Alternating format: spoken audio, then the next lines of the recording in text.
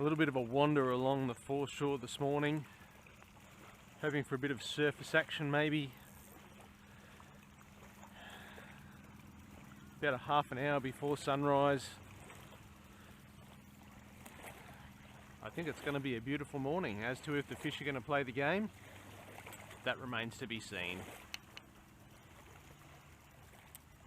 But we're out here giving it a go.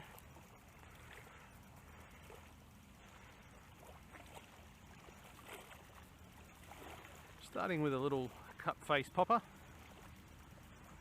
just in the low light conditions. I can see a little bit of bait flicking around out there, so there might be a little bit of activity, but we'll see.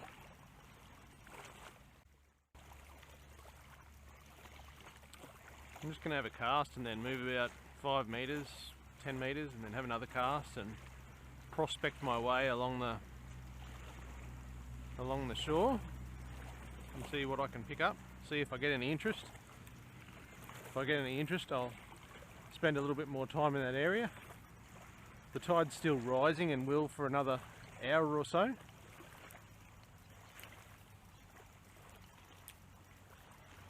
Nice long casts, cover as much water as possible. I've walked this area at low tide many times, and it's a mixture of rubble, hard rock, a little bit of weed, but mainly a mixture of sand and rubble and rock. And the bream mainly, but a flathead as well, come up here at high tide, hunting small fish and shrimp and prawns that live in amongst the rocks. So I'm looking to imitate one of those little bait fish that have been wounded or trying to escape.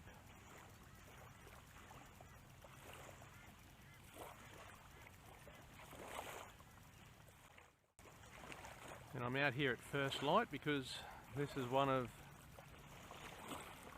nature's dinner bells. Fish like to eat at first light and last light. You can see some bait being busted up right about where that lure landed. So I'm just popping my little lure right in the middle of the activity. When you're fishing with relatively small lures, the key to long casts is a good long rod. This one's 7 foot. And light line. I've got 5 pound braid and 4 pound leader. A good quality rod and reel will also help. But when you put all of those things together, you'll be able to get good casting distance and make the most out of flats fishing. Got to be able to cover the water. The more water you can cover, the better chance you've got of coming across a fish.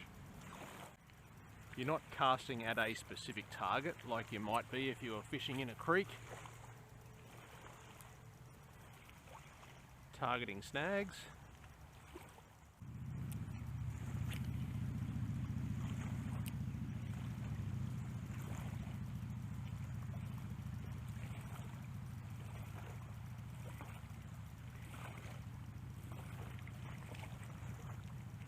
Oh, there we go.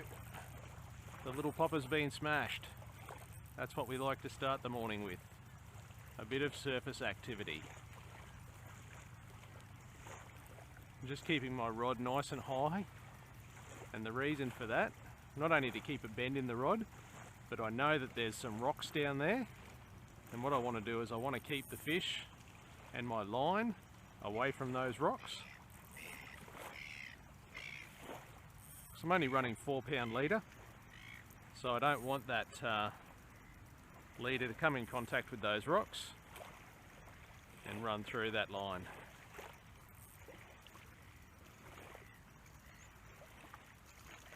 So I'm not going to rush this, just going to let the fish fight against my light drag, let the rod absorb the lunges. It's not a big fish, but it's a decent little bream.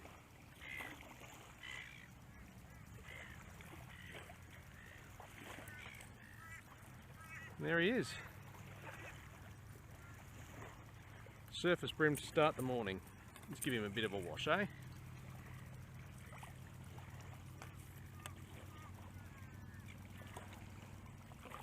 I think most people would be happy with that bream. There in the morning light. He's got that little popper plastered across his face.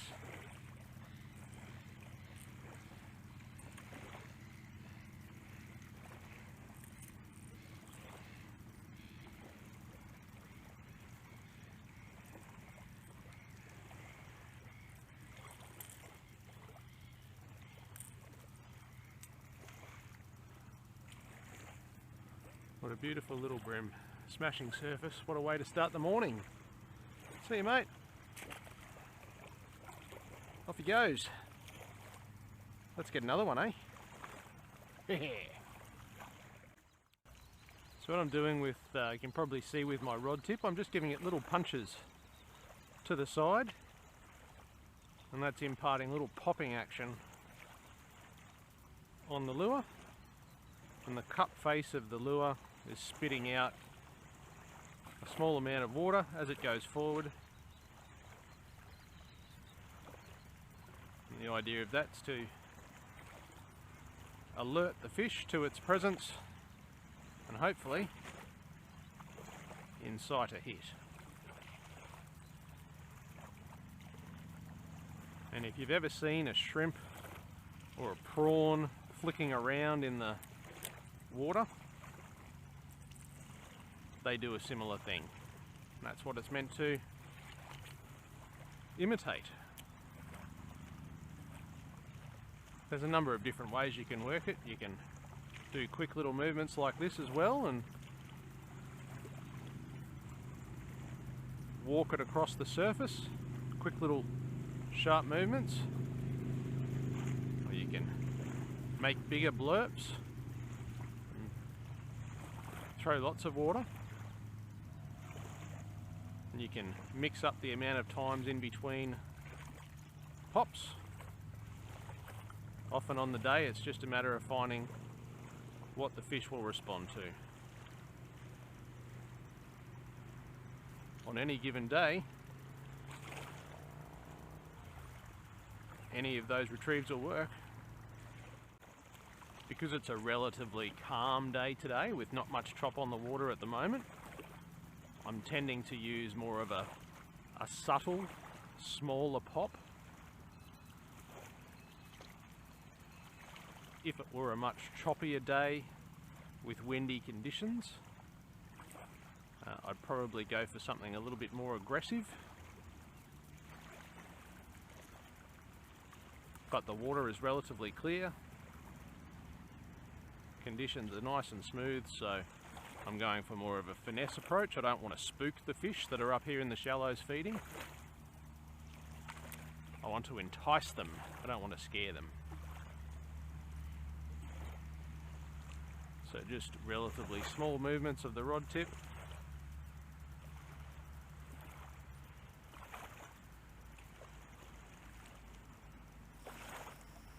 So we know that did the job for at least one fish so far. Look at that sunrise.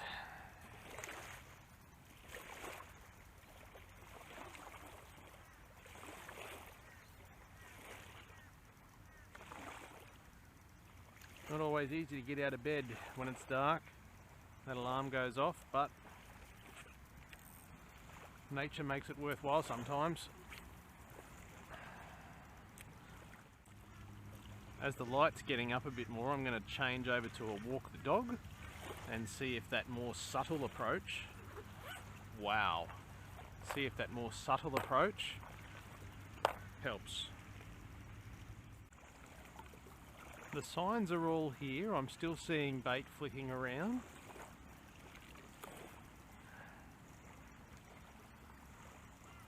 And that to me speaks of predators. Oh, I think I just saw something coming up underneath my lure, so I'm just going to let it sit there for a moment. And I'm going to give it a bit of a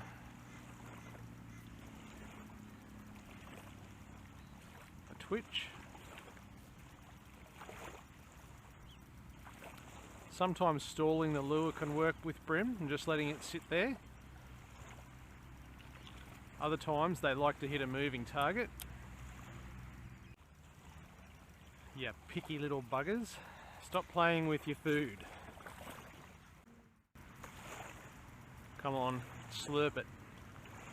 Slurp it good. Slurp it good. Get it in ya. Get it in ya. Eat it. Eat it. Why you not eat it? You, bream, do not know anything about fishing.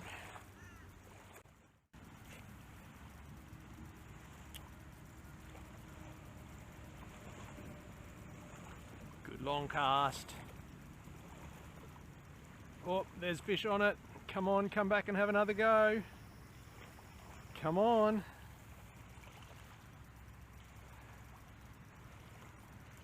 They're not coming back. Why aren't they coming back?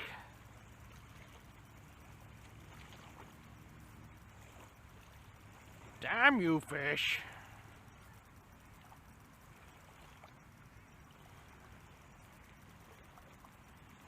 They are sitting right at the end of my casting range. That's it, that's where they are.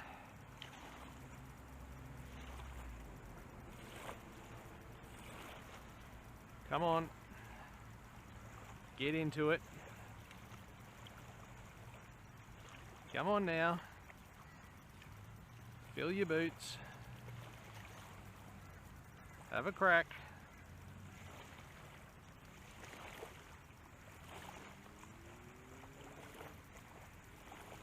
You sons of motherless goats.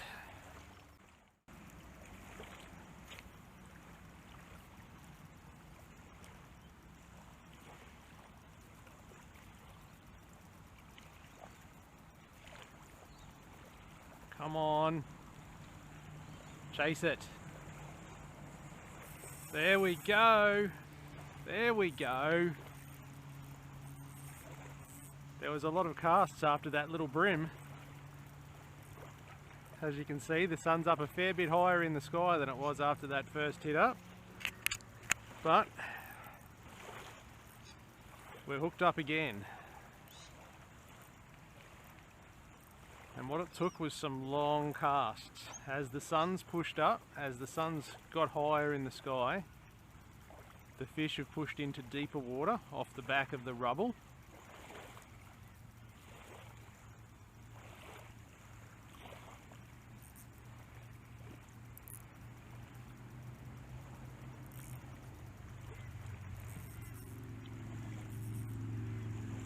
And even little bream like this, they're pretty crafty.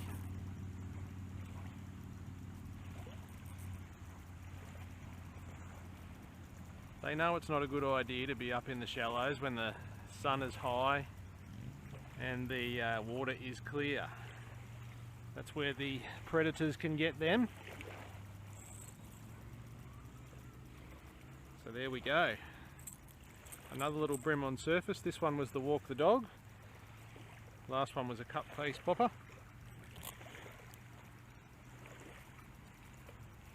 So he's swiped at that one. We managed to pin him just outside the mouth.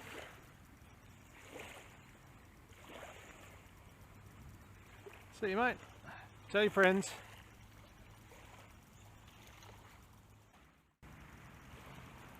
This lovely smooth little reel, this is the Okuma Epixor XT20. And the rod is the Okuma Zeros. This is the 2 to 4 kilo. 7 foot. Does a great job. I use it for a number of different species and techniques. A great all-rounder. It's an unusual phenomenon, but quite often just after or just on sunrise, a breeze picks up. And quite often it'll go down again just as quickly. Don't know if you've been on the water and noticed this as well, but it's quite strange. A little bit of a ripple on the water isn't necessarily a bad thing when you're surface fishing in clear water. It tends to give the fish a little bit more feeling of security to come out and hit surface, or to hunt, full stop, in the clear water. Well, that's what the last talking fish that I was speaking to told me. Got to get yourself one of those talking fish from your local tackle store. They'll set you right. I'd say that the fish will be starting to chew again as the tide turns and the water drains off of this flat. For the next hour or so is probably the peak fight period tide-wise. But it's a fairly small tide this morning, so it might be less than that. It might only be half an hour. So I've got to make the most of it, and I might actually have to chase the water by going in and wading. Water's a bit cold this morning, so I'm not particularly looking forward to that. If you hear my voice go up a few octaves, you'll know why. Yep, that water, she be cold. So I've switched to a shallow / mid diver, one that dives to around about 1 to 1.5 meters, and I'm just bumping that along the rocky bottom.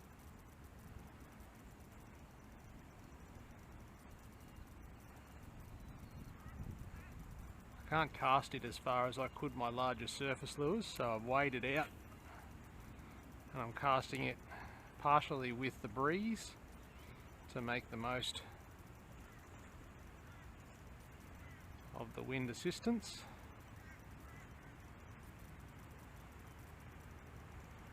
I'm just going to give that a go for a while and see if perhaps that unlocks the key to getting a few more bites. To a certain extent, you can adjust how deep your lure is running by adjusting the angle of your rod. So if you keep your rod down parallel or pointing towards the water, the lure is going to run down as close to the bottom as possible, or as far as deep as the lure's bib will let it. However, if you're finding that the lure is running too deep at that point, you just simply adjust the angle of your rod up, and that will stop the lure from running quite so deep, and you can fine-tune the depth at which your lure is running by changing the angle of your rod.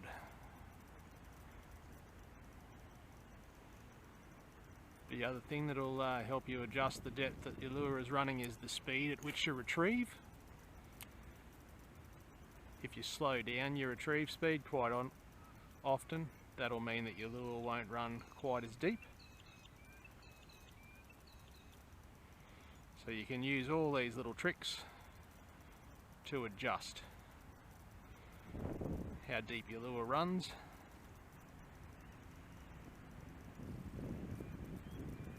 But the overall governing factor is the bib on the front.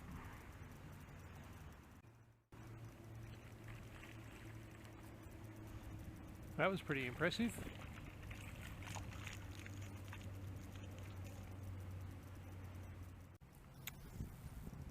Back to surface.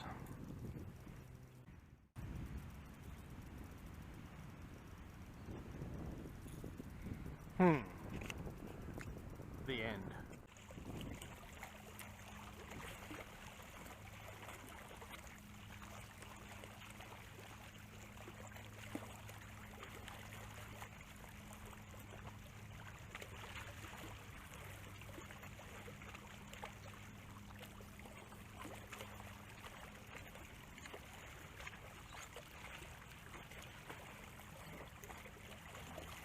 that was a hit. That's another hit. There we go. There we go. The breeze coming up, a change of position. The session is not over.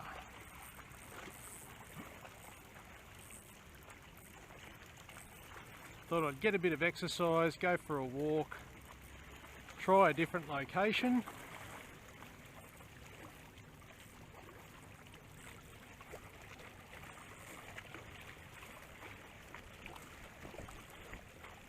This fish is trying to get me in a pipe.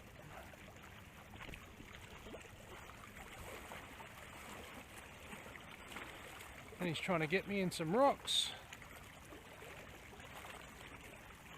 And as you can see, the change in location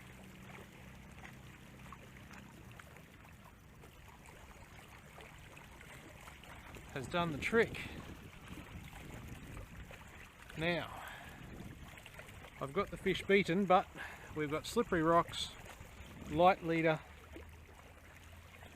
Got to think this through because I don't want to lose the fish and I don't want to lose my lure. So, I'm going to go over here. Try not to go A over T.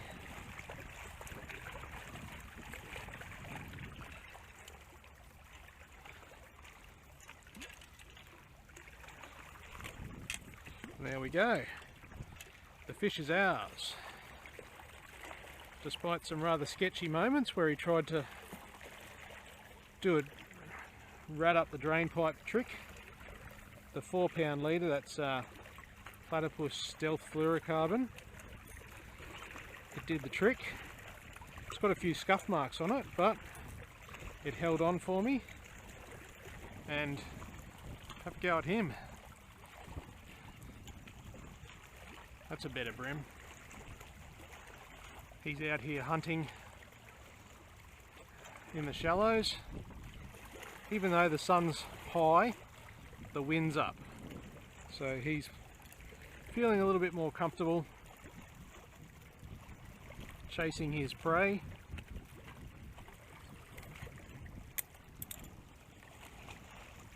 See you, mate. Thanks for the poo. Now, let's just have a look at this leader where it's come into contact with the rocks and the pipe. It's actually very good. So even 4-pound can take a little bit of punishment. You just have to be careful not to pull too hard on it. I'm happy with that change and sticking with it.